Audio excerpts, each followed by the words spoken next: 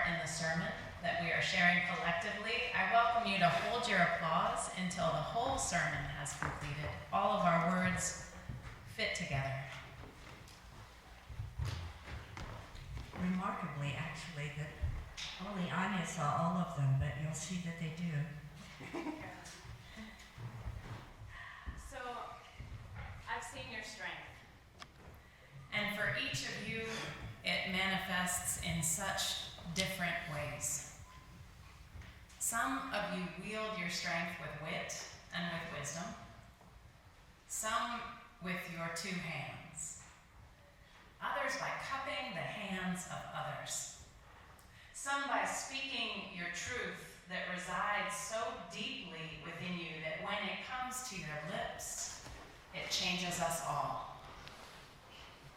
Some by joining arm to arm, and then to the next so that we can become so much more together. Some by rising day after day without accepting the tale of your weariness. Some by keeping your eyes wide open so that you can still see the promise on the horizon. I have seen your strength, and I've seen your resilience. Each unique, each necessary if we will roll the stone off the tomb of our present mire. Each necessary if we will summon a collective commitment to that now seemingly ancient dream of the beloved community, where none is sacrificed and all is holy. Each necessary if we are to reconcile to the truth of our planet's unbecoming and rise to honor the earth before greed tears our Gaia mother to shreds. Each necessary. And yet, so much of our public discourse denies our interwoven, interdependent necessity. We scoff one at the other, especially generation to generation, decrying one for its traditionalism and another for its tenderness, berating one for its willfulness and another for its structure.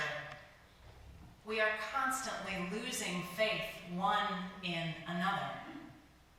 Those boomers, those millennials, they will be our downfall. Losing faith in the resilience that might emerge if we joined the strength of one with the strength of the other.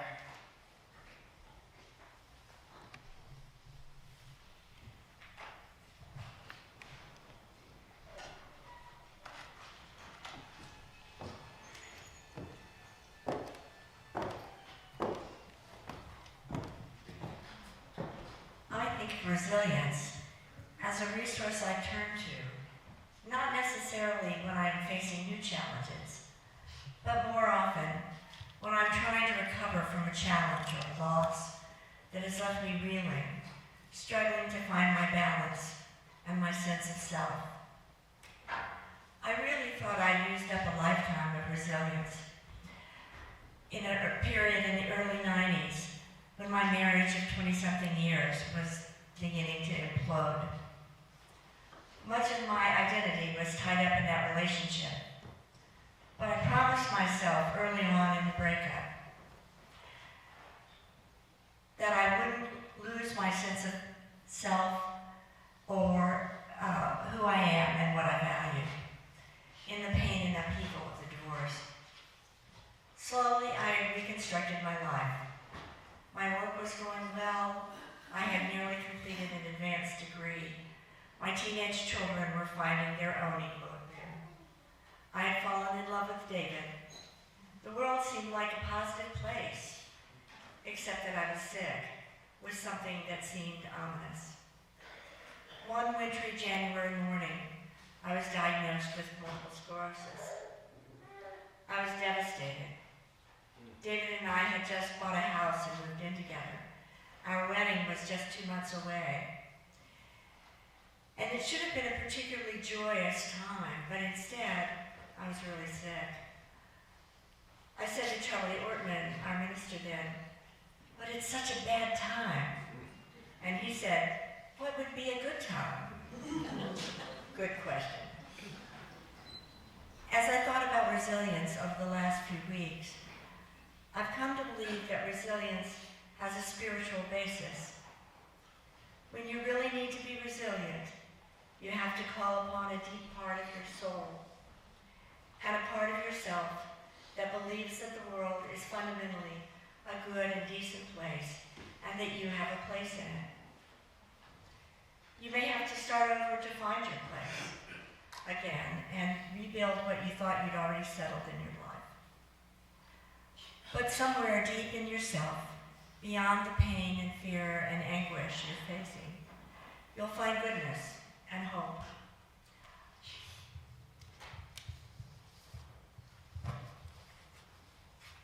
Over time, I understood that we didn't really take control of the future anyway, that the losses and barriers could be dealt with, and that I had a place in the world that was meaningful. So I married David, and we began a wonderful life together.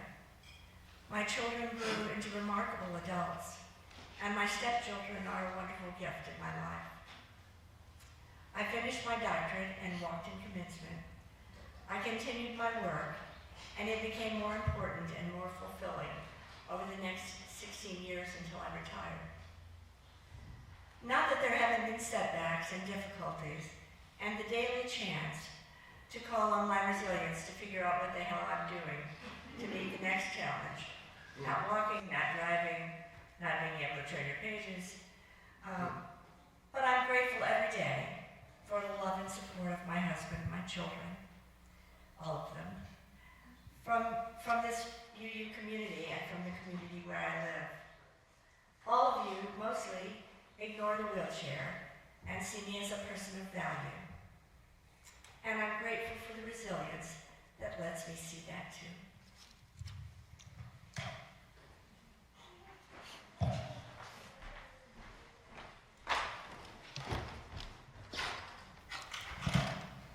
A couple of weeks ago, Reverend Anya emailed me and 3 other senior youthers asking us to be a part of today's service by sharing with the congregation about resilience, how we've overcome struggles in our lives, and how it shifted and shaped us. So I sat down and started to write. I wrote about being bullied throughout elementary school because of my weight, which led to me exploring the institutionalized oppression of people who differ from the normalized standard of beauty in America. But I didn't want to share that in front of 200 people. I wrote about how I'm involved in the district planning of UU youth events, and I'm the senior co-chair of a board that doesn't have enough members to secure our future. But I can't give up because there are a long line of people who have been part of this community before me.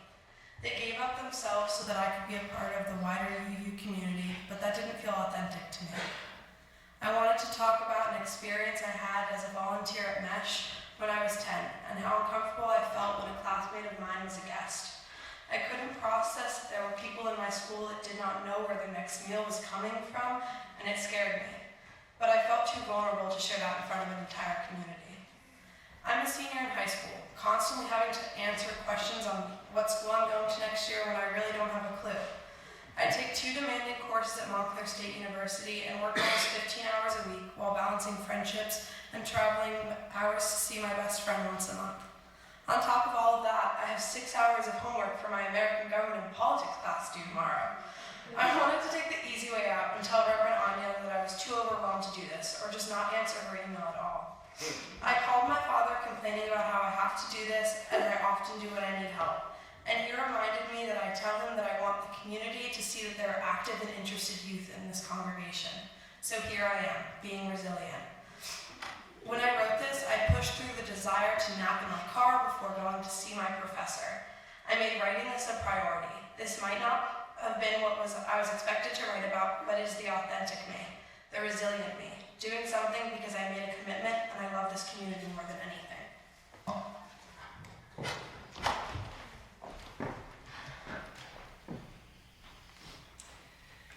Older Americans, boomers and beyond, are characterized as traditionalists.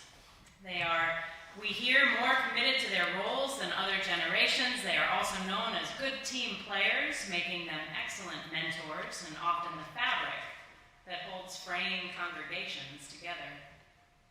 The youngest generation, Generation Z, is quick to transform, agile with technology and new ideas, and able to multitask like octopi. Gen Z is also seen as the most cynical generation, favoring realism over idealism. But perhaps another word to use is the one that Maggie just did, authentic. Generation Z is passionate about authenticity, about truth-telling. What if we could harness agility and commitment, authenticity and idealism? What if we could weave a provocative truth-telling into the fabric of our community? Asking what's wrong with them, what's wrong with that generation, that's the wrong question. Asking where do you stand and in what ways are you resilient, those are the right questions. The spiritual questions. The questions that might align us, not separate us any further.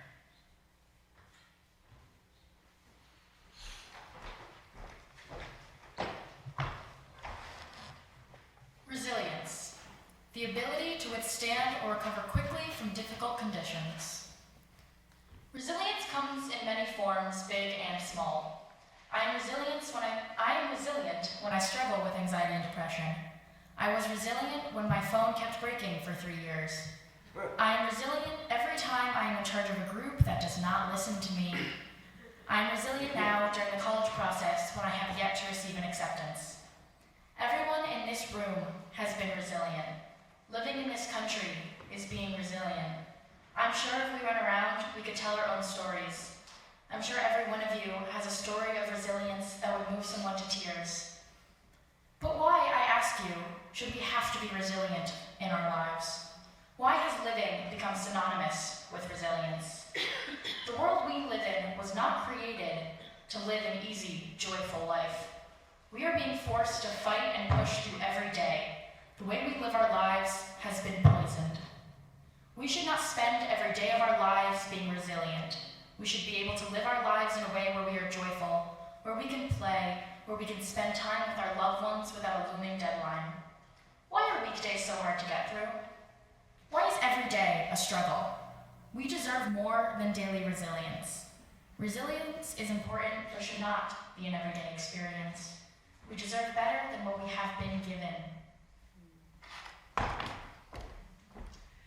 Molly's asking the same question here that I heard from one of our members in the boomer generation, Denise Rogers. Denise came to me after the first worship service this month, the first service on our theme of resilience. We'd watched a video during the service where children had been asked to knock down their toys. These toys were Weebles with round, weighted bottoms, so as hard as the children tried, the Weebles wobble, but they don't fall down.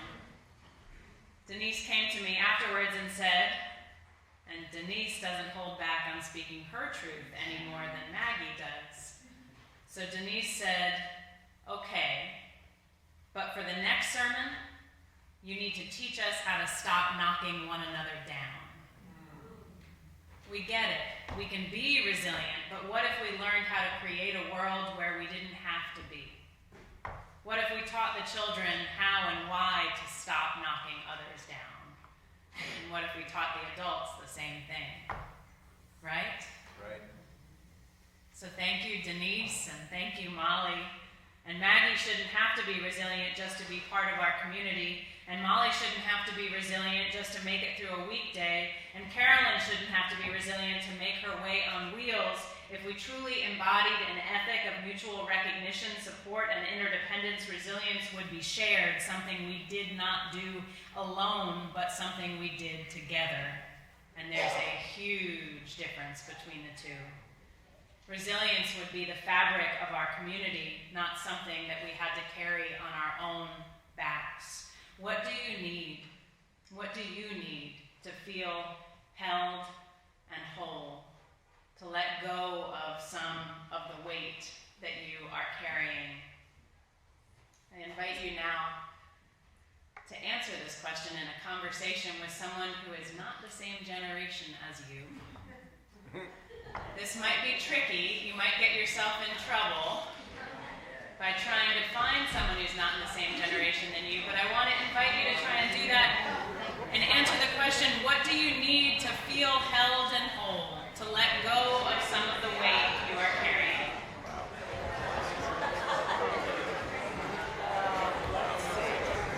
I want to invite you to come back together. And I'm going to ask you if there's something that you would be willing to share, either that you shared with your conversation partner or that they shared with you.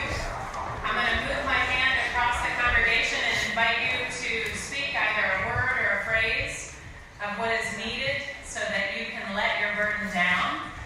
What do you need to feel held, to feel whole?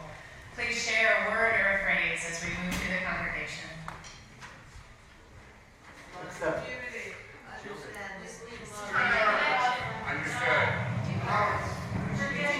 Don't assume I can't do it. Good bass player.